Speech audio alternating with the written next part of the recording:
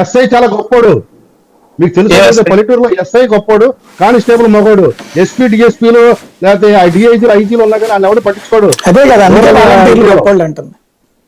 అదే మరి వాలంటీర్లు గొప్పాలని ధన్యవాదాలు సార్. ఎందుకంటే ఇప్పుడు దాకా దొంగలు అన్నారు కదా మీ నాయకుడు.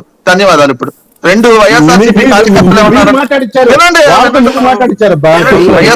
కార్యకర్తలే ఉన్నారన్నారు కదా, వైఎస్ఆర్సీపీ కార్యకర్తలకి పనిచేశారా సార్? తెలుగుదేశం జనసేన ప్రతి ఇంటికి కరోనా సమయంలో కూడా వాళ్ళు సేవలు అందించారా?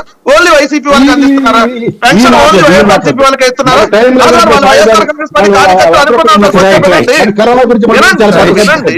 Majority YSR Congress party. మీరు ఏం చేశారంటే ఫస్ట్ ఆర్డర్ చేస్తాడు, కీర్తి వస్తే మాకు వస్తాయని వాలంటీర్లు తోసారు తప్పితే వాలంటీర్లకి మీరు ఆంధ్రప్రదేశ్ రాష్ట్రంలో ఉన్నారా లేదా పక్క రాష్ట్రంలో ఉన్నారా? నాకు అర్థం కాదు. వాలంటీర్లు మరీ ఆలోచించి మాట్లాడాలి. దేని మీద మాట్లాడాలి, దేని మీద మాట్లాడకూడదు. పవన్ కళ్యాణ్ మాట్లాడినట్టు చిల్లర మాటలు నాకు అర్థం కాలేదు. ఉండాలి కదా కనీసం. సాయి గారు ఇంత పిచ్చి వాళ్ళు అవుతున్నారు కదా, ఇంత పిచ్చిగా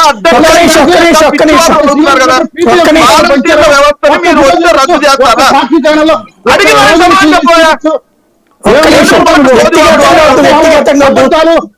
నేను అడిగిన సమాధానం చెప్పండి. పవన్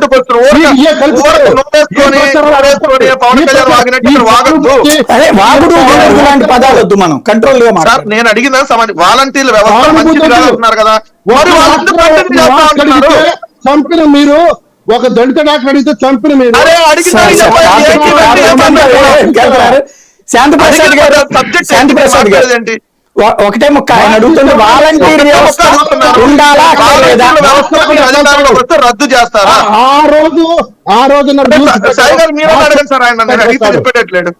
వాలంటీర్ల వ్యవస్థ మంచిది కాదు, సచివాలయం చేయించుకోవచ్చు అంటారు, దాన్ని రద్దు చేస్తారా?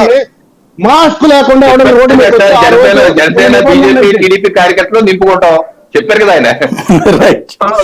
Very good sir, congratulation. Thank you very much అండి వెంకటరెడ్డి గారు, థ్యాంక్ యూ వెరీ మచ్ అండి శాంతిప్రసాద్ గారు, కిరణ్ గారు, కృష్ణాంజలి గారు. ఇది వాలంటీర్ల